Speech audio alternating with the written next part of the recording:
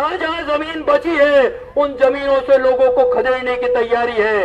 वनों में जंगलात के अफसर खदेड़ रहे हैं।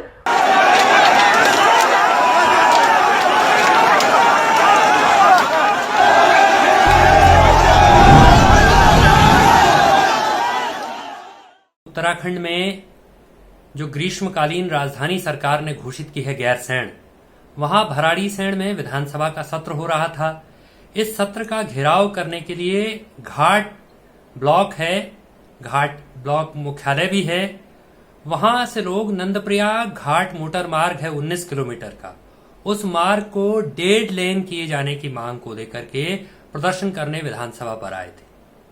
और उस प्रदर्शन के दौरान जिस तरह का बर्बर व्यवहार आंदोलनकारी महिला पुरुषों के साथ उत्तराखंड की पुलिस ने किया, उत्तराखंड की भाजपा की त्रिवेंद्र रावत जी के नेतृत्व वाली सरकार की शह पर, वो शर्मनाक है, वो निंदनीय है।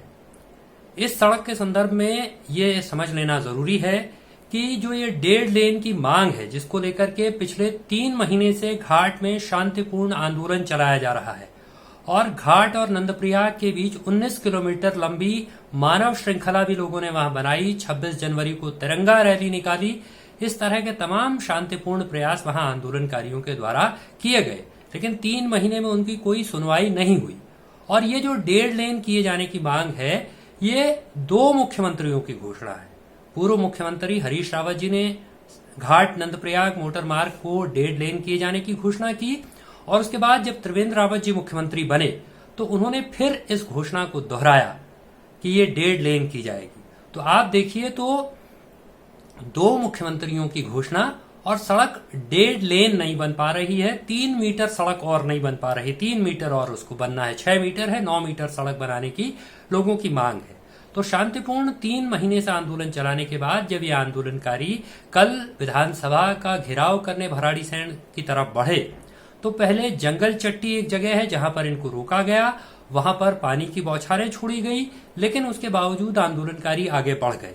और जब ये भराड़ीसैंण की तरफ जाने वाले रास्ते में दिवाली खाल नाम की जगह पर पहुंचे, वहां पर पुलिस के साथ काफी देर तक एक धक्का मुक्की होती रही, खींचातान होती रही और पानी की बौछारें इन पर छोड़ी गई, पानी चलाया गया। उस ठंडे के मौसम में एकदम हाड़ कपाती ठंड में पानी इन पर छोड़ा गया और उसके बाद पुलिस ने इन पर जम करके लाठियां भांजी।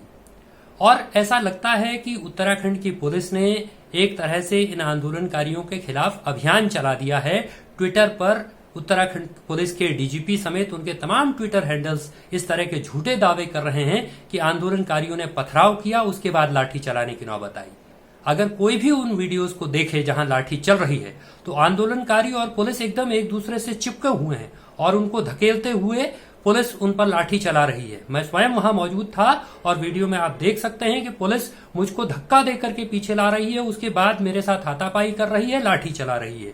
तो उस लाठीचार्ज के वीडियो में आप पाएंगे कि कहीं भी पुलिस पर पथराव जैसी कोई घटना नहीं है। जब आंदोलनकारी और पुलिस एकदम एक दूसरे से चिपक करके एक दूसरे को आगे पीछे धकेलने की कोशिश कर रहे हैं तो पथराव का कोई प्रश्न ही नहीं है।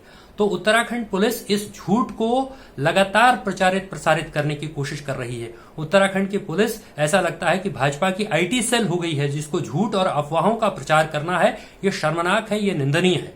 और इसके साथ मैं ये कहना चाहता हूं, उत्तराखंड के मुख्यमंत्री त्रिवेंद्र सिंह रावत जी ने आज बयान देते हुए कहा कि आंदोलनजीवी लोगों के फेर में न पड़े, ये उन्होंने अपील की। हम ये कहना चाहते हैं कि उत्तराखंड जो राज्य है, जिसका मुख्यमंत्री पद त्रिवेंद्र रावत जी भोग रहे हैं, वो राज्य जनता के आंदोलनों से बना है। 45 शहादतें हुई, खटीमा, मुसरी, मुजफ्फरनगर, श्रीयंत्र टापू जैसे जघन्य गोलीकांड हुए और उन 45 शहादतों के बाद ये राज्य बना है। तो यदि इस राज्य में, और सिर्फ राज्य नहीं बना, उत्तराखंड में जो विश्वविद्यालय बने 70 के दशक में, वो आंदोलन के दम पर बने। उत्तराखंड में सड़क, बिजली, पानी, तमाम सवाल लोग आंदोलन के दम पर करते रहे हैं। तो त्रिवेंद्र रावत जी और उनकी पार्टी को लगता हो कि आंदोलनजीवी होना कोई गाली है, लेकिन हमारे लिए फक्र की बात है कि हम आंदोलनकारी हैं और निश्चित ही उनको इस बात के लिए अपने गिरेबान में झांक करके देखना चाहिए कि इस चमोली जिले में जहां वो घाट है, वहां सिर्फ वहीं सड़क का आंदोलन नहीं हो रहा है, बल्कि गैरसैंण में सेरा तेवाखर एक सड़क है, 3 किलोमीटर सड़क है और उसके लिए पिछले 1 महीने से लोग आंदोलन कर रहे हैं। 26 जनवरी से वहां लोग अपने दम पर सड़क खोद रहे हैं, जबकि स्वीकृति उनको प्राप्त है, सरकारी स्वीकृति है, लेकिन पैसा नहीं मुहैया कराया जा रहा। वो सड़क भी मुख्यमंत्री की घोषणा है। इसके अलावा पोखरी ब्लॉक में सलना डांडा सड़क एक है, उसको दिसंबर के महीने से लोग अपने आप सड़क खोद रहे हैं, वो सड़क भी मुख्यमंत्री की घोषणा है।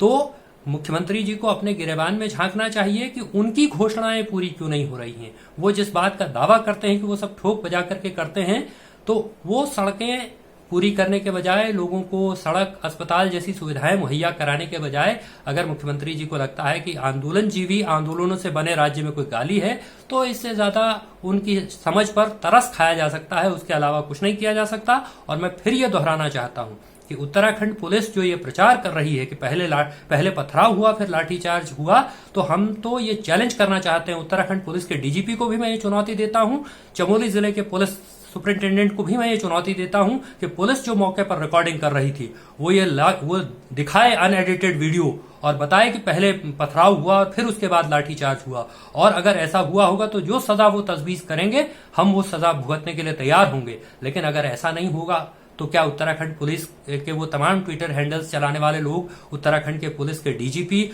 चमोली जिले के पुलिस सुपरिंटेंडेंट क्या जनता से माफी मांगेंगे, अफवाह फैलाने के लिए मुकदमा दर्ज कराएंगे? हम त्रिवेंद्र रावत जी से निवेदन करना चाहते हैं कि ये पुलिस जनता की पुलिस है, ये जनता के पैसे से चलने वाली पुलिस है, ये सार्वजनिक सेवा है। इसको अपनी पार्टी का आईटी सेल मत बनवाइए, इसको अफवाह का जरिया मत बनाइए, इसको झूठ फैलाने का जरिया मत बनाइए।